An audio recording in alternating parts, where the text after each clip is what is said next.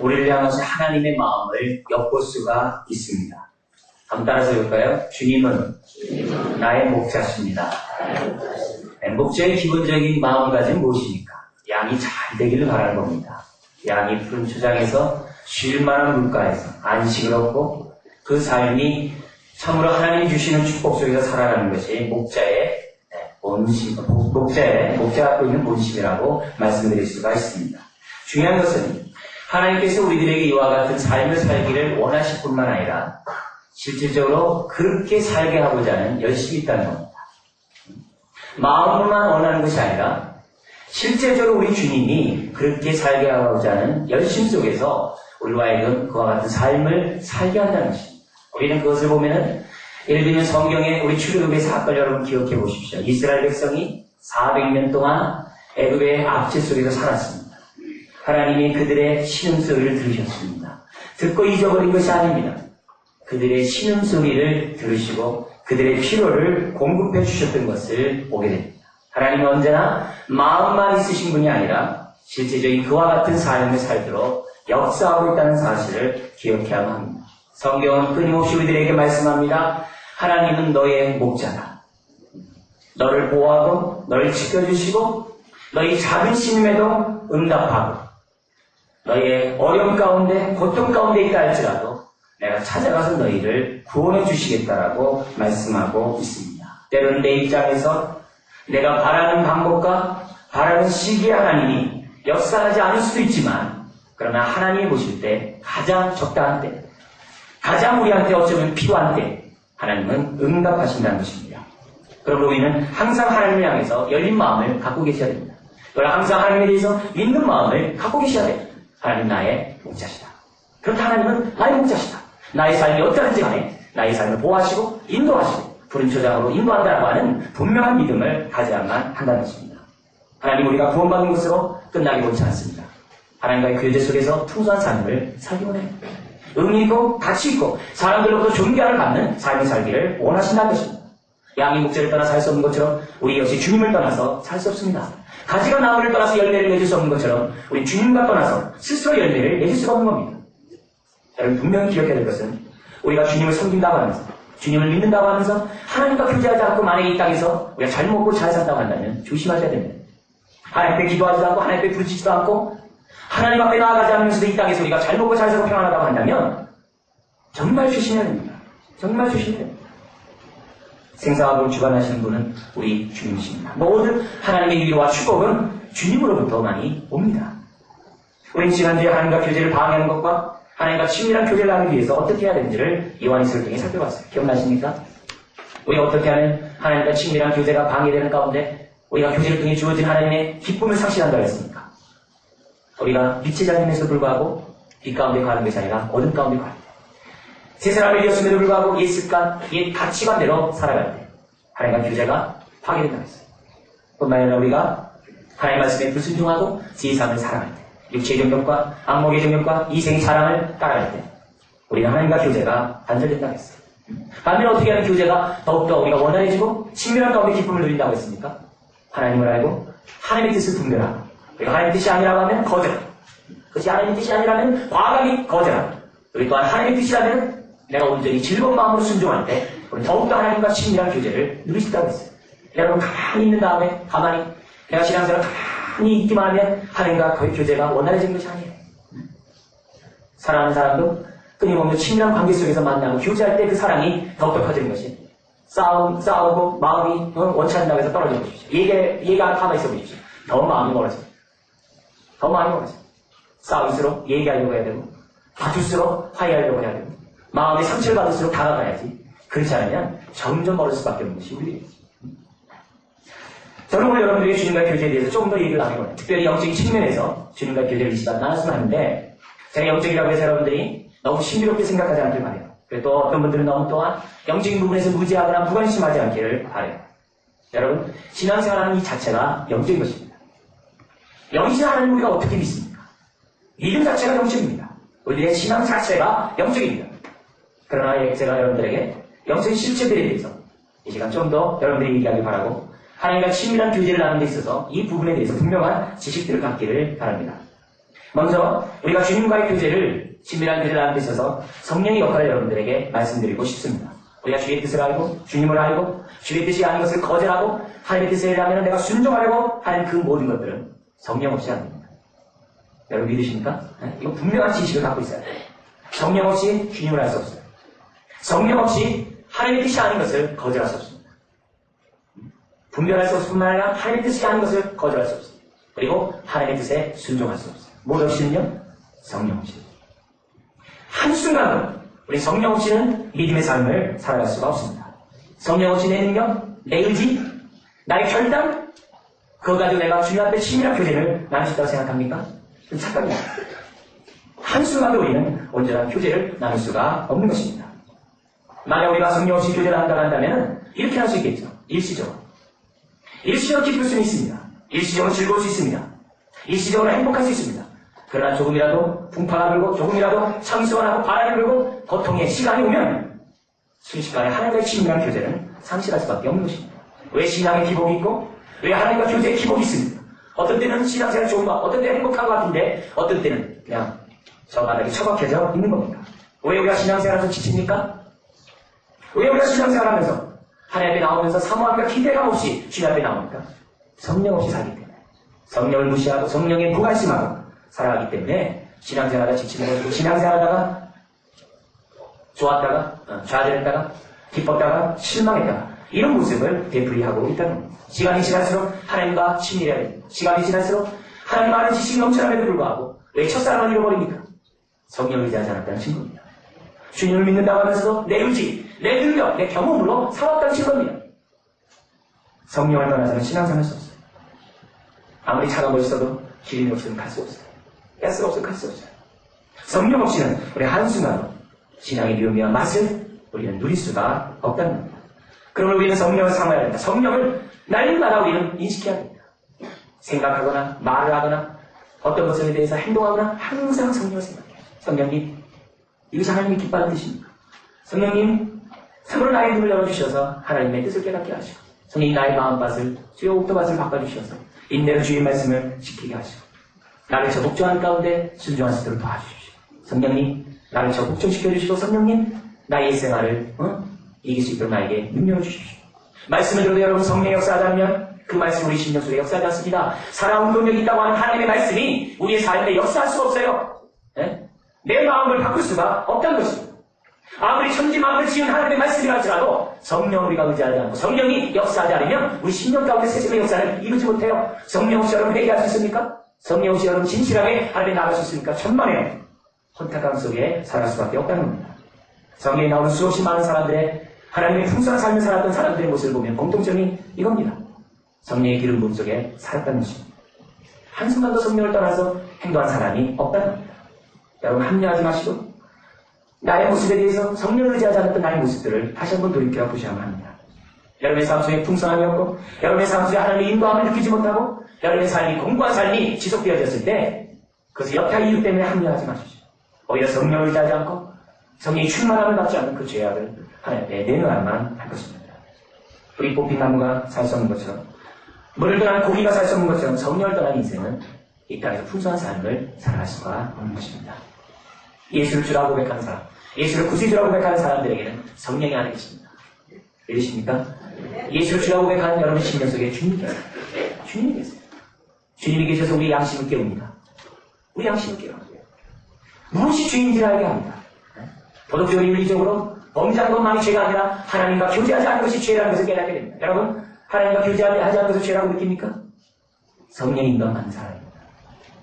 하나님과 친밀한 교제를 누리지 않는 그것을 죄라고 느끼는 사람, 생수의 그것이 하나님을 떠나서 스스로 살고자 하는 그것을 죄라고 느끼는 그 사람, 그 사람이 성령의 사람입니다. 성령 끊임없이 우리 마음을 두드립니다. 찌릅니다. 하나님을 떠나서 살지 마라. 끊임없이 우리 양심을 깨닫습니다.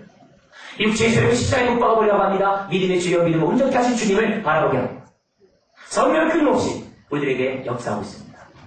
우리가 이런 성령을 듣지 않는다면, 우리가 이런 성령에 민감하지 않으면 둔해버립니다.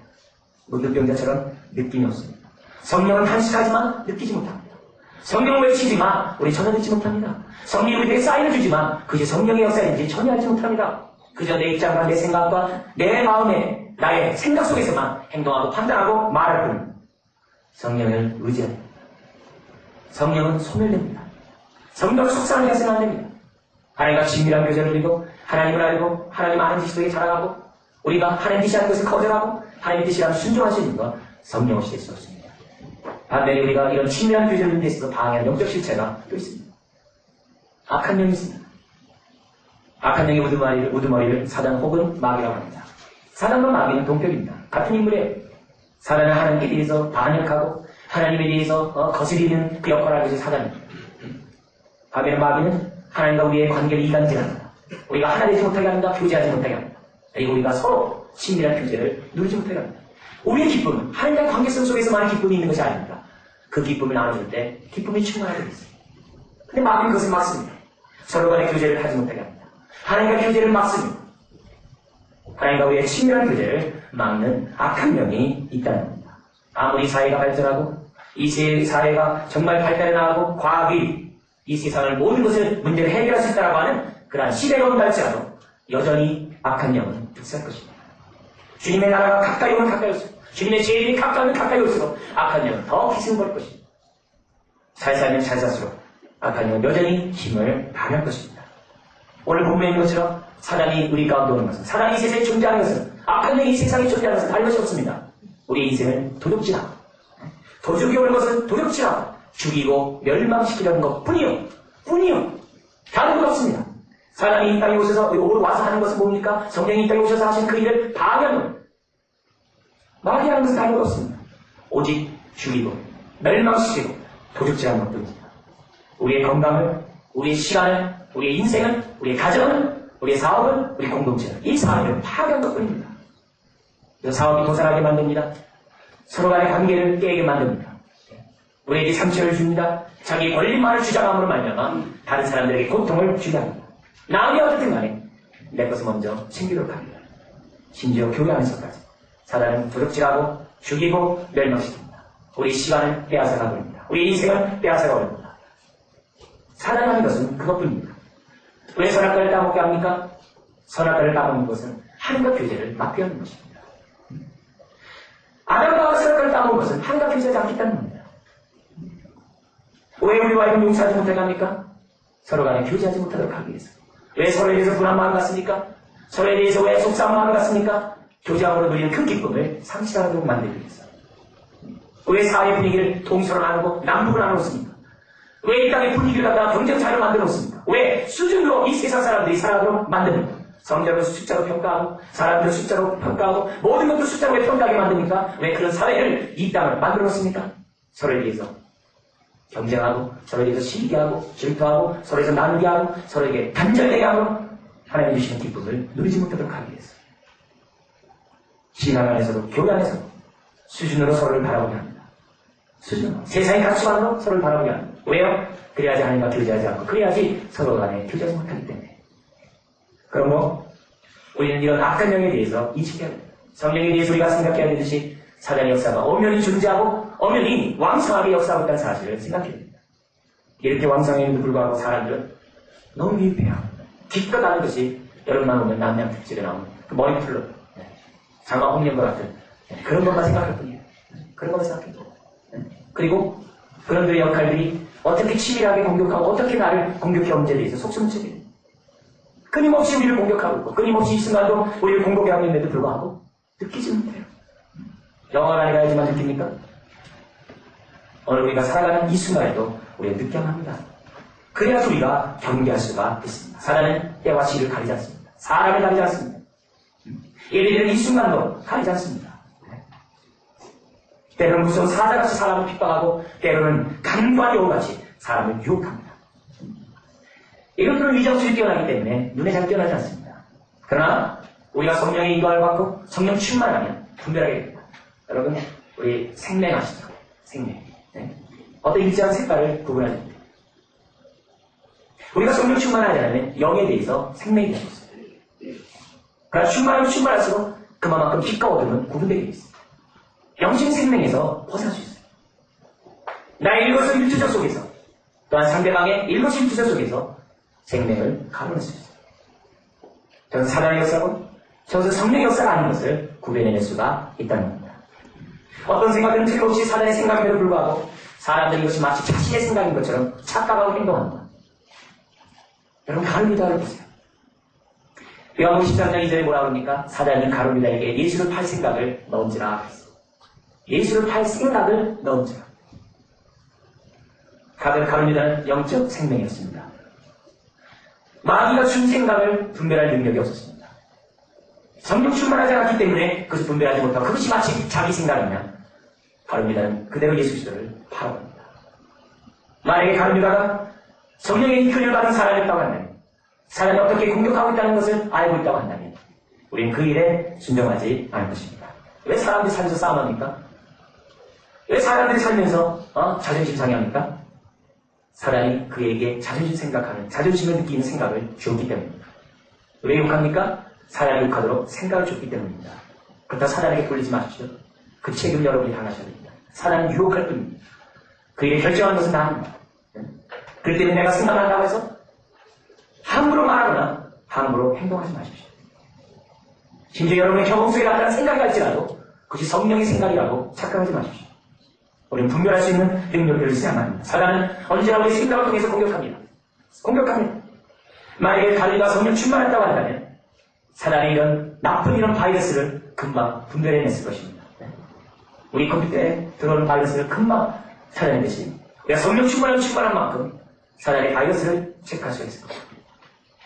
사단은 우리 또한 교만하게 새로운 변종 바이러스 통해서 우리를 공격할 수 있어요. 그럼 우리가 성령 충만하면 그만큼 업그레이드 되면 사단이 어떤 공격이 아니더라도 우리 바이러스 체크를 할 수가 있다는 겁니다.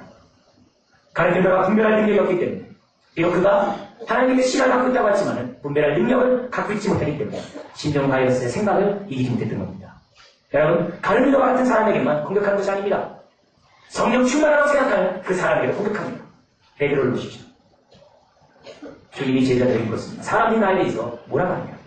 사람들 제자들이 말합니다. 세례요한이라고 하고 더러는 엘리야라고 에레미야라고 또한 선지자 중에 한 사람이라고 말합니다. 그러자 또 묻습니다. 너희는 나를 누구라 하냐? 그때 베드로가 위대한 고백을 합니다. 주는 그리스도시요 살아계신 하나님의 아들이십니다. 그저 우리 주님 너무 기뻤어요. 베드로가 이것을 알게 하는 것은 너가 아니라 하나님이라 그랬어요. 성령이 그렇게 하신 거죠. 그러자 주님이 그들에게 말합니다. 내가 죽었다가 3일 만에 부활할 것이다. 그래서 베드로의 말이 무엇입니까? 주님 앞에 가난합니다. 이 가난이라는 것은 그냥 이렇게 얘기하는 얘기 아닙니다. 네? 베드로의 그런 다음 말이 그 얘기예요. 주님, 절대로 그런 일이 일어나지 않을 것입니다. 왜 그런 소리 하십니까? 우리가 있지 않습니다. 절대로 그런 일이 생겨나지 않습니다. 그래서 주님 뭐라 합니까? 사단아, 물러가라. 베드로 물러가라. 너는 나를 넘어지게 하는 사람이다. 성령 충만했던 사람이 어떻게 한순간에 사단의 앞잡이가 될 수 있었습니까? 사단이 이처럼 교만합니다. 악성 바이러스를 가지고 우리를 공격합니다. 뻔히 주님 앞에 있으면서도 불구하고 그게 도전하는 놈이 이 바로 악한 놈입니다. 그렇기 때문에 우리는 깨어있어야 됩니다. 성령의 사람이 되어야 됩니다. 생각난다고 충동적으로 우리 말하지 않도록 조심해야 됩니다. 하나님의 선하신 뜻이 무엇인지 기뻐하시는 뜻과 이웃지 않은지를 생각해야만 한다는 겁니다. 사단의 용서를 듣고 사단이 하라는 대로 행동해서는 안 됩니다. 여러분 누굴 용서하지 못하고 있습니까? 빨리 벗어나십시오. 누굴 이해하지 못합니까? 여러분의 원수가 있습니까? 이런 것이 7번이라도 용서하고 있어요. 왜요? 용서하지 않는 순간에 하나님과 친밀한 교제가 파괴되기 때문에 내 손해입니다. 마귀는 물불 가지 않고 하나님과 우리와의 교제를 파괴합니다. 때로는 바쁘게 함으로, 때로는 나의 삶에 분주하게 함으로, 때로는 좌절과 낭망의 일들을 겪게 합니다. 때로는 두려움과 고통을 주므로 그 일에 얽매이게 합니다. 상처를 받게 함으로 그의 종이 되게 합니다. 우리 서로만을 보면서 참 이 사람은 성령의 사람이구나 하는 탄성을 자아내게 하는 것을 보게 됩니다. 남들 같았으면 일찌감치 다 포기했고 남들 같았으면 주의 사역을 포기했을 텐데 심지어 주변 사람들도 너 혹시 잘못된 거 아니야? 라고 말할 텐데 사도 바울은 한 번도 하나님 원망하지 않습니다. 한 번도 대형부하는 사람들에 대해서 원망하지 않습니다. 자기가 감옥에 갇혀있는 그 모습을 보고 뭐라고 얘기하는 사람들에 대해서 조금 더 뭐라고 대꾸하지 않습니다. 오히려 감옥 안에 있음에도 불구하고 기뻐하라고 합니다. 오히려 감옥 안에 있으면서도 불구하고 그 옥중서실을 씁니다. 그렇게 핍박을 당하고 그렇게 헐벗고 금지리고 쫓겨다니고 그렇게 두들겨 맞고 그렇게 사람들에게 인정을 받지 못했음에도 불구하고 자기 인생은 마지막 정말 제사로서 드려지는 그런 삶을 한다 할지라도 자기 목숨을 드리는 것을 조금 더 아까워하지 않는다는 거예요. 바울이 힘들 때마다 사단이 공격했을 거예요. 힘들지? 이건 주의 뜻이 아니야. 주님의 뜻은 이런 길이 아니라 다른 길이야. 그러나 사도 바울은 그 순서 듣지 않았어요. 사도 바울에게 얘기합니다. 당신 예루살렘에 가면 죽어. 그때 사단이 유혹을 합니다. 그래 올라가지 마. 다른 사람 보내고 너는 빨리 네가 가고 싶어하는 저 로마로 가. 그러나 사도 바울은 그러지 않았어요. 예루살렘에 가면 사망의 줄로 올겨맨다는 것을 알았음에도 불구하고 갑니다. 사단의 음성을 듣는 것이 아니라 성령의 음성을 듣고 갑니다. 마음이 그 앞에 고통이 있다는 사실을 알면서도 사단은 갑니다. 그래서 세상이 감당치 못한 거죠. 이런 사람들을 사단이 계속 공격하겠습니까? 물론 새롭게 강하게 공격하겠죠. 그러나 공격하면 공격할수록 사도 바울은 더 기쁘게 사역하는 사람이에요. 이런 사람은 더 이상 공격할 수 없는 거죠. 공격한다면 주변 사람을 공격할 뿐이죠. 뒤집어서 만약에 사도 바울처럼 행동하는 것이 아니라 조그마한 일에도 속상하고 조그마한 일에도 터가지고 조그마한 일에도 넘어지면 사단이 얼마나 쉽겠어요. 왜? 삐지면 되니까. 그럼 하나님 찾지도 않고 하나님께 부지지도 않고 사람들하고 표제도 않고 자기 혼자 그냥 들어가 버리면 얼마나 쉽겠어요. 이리 삐지게 하고 저리 삐지게 하고 우리의 약점을 잘 알고 있는 사단이 가만히 있겠어요. 수없이 흠집투성입니다. 수없이 나의 약점투성입니다. 사단이 공격하고 또 공격하고.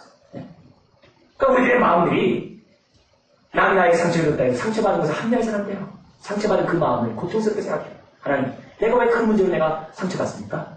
왜 그 문제로 내가 계속 왜 열받습니까? 하나님께 나의 열받는 이 모습을 하나님께 정말 내 모습을 내놔야 돼요. 나에게 상처 준 사람에 대해서 또 내가 화를 낸 것에 대해서 합리화하지 말고 만약에 우리가 그런 모습을 산다고 한다면 끊임없이 사단에 속고 있다는 사실을 우리는 기억해야 합니다. 사단은 지금도 우리의 생각을 공격합니다. 열등감을 줌으로 질질감을 줌으로 우리를 계속적으로 공격하고 있습니다. 생각만이 아닙니다. 우리의 마음까지도 공격합니다. 우리의 마음까지 견고한 힘이 우리 마음 가운데 있어요. 특별히 상처받은 마음을 통해 쉽게 공격합니다. 너를 지키기만 하는 것은 너의 마음이라 했어요. 사단은 우리의 교만한 마음을 줍니다. 사람을 믿지 못하게 합니다. 하나님께 불순종하고자 하는 의지를 줍니다. 염려와 걱정과 두려운 마음을 줍니다. 그래서 하나님 앞에 나아가지 못하게 합니다. 하나님과 친밀한 교제를 누리지 못하게 합니다. 사람들과 친밀한 관계를 갖지 못하게 합니다. 하나님의 마음보다 자신의 마음대로 행동하게 만듭니다. 마음을 완악하게 합니다. 마음을 강박하게 합니다. 마음이 옥토같이 되게 하는 것이 아니라 돌짝같이 되게 합니다. 가시덤불 같은 마음으로 바꿔버립니다. 여러분, 가시덤불 같은 마음 가진 것을 뭐 하지 말라고요? 합리하지 말라요. 여러분의 강박한 마음을 합리하지 마세요. 하나님 여러분이 불순종하는 그 마음을 합리하지 마세요. 사단에게 속은 거예요. 속은 거예요. 우리 마음이 옥토같이 되고 싶죠? 우리 삶이 얼마나 행복한 삶을 살겠어요. 사단이 배 아프죠. 가만 내두겠어요? 점점 우리의 마음을 굳게 만들죠. 마음만이 아닙니다. 입도 공격합니다.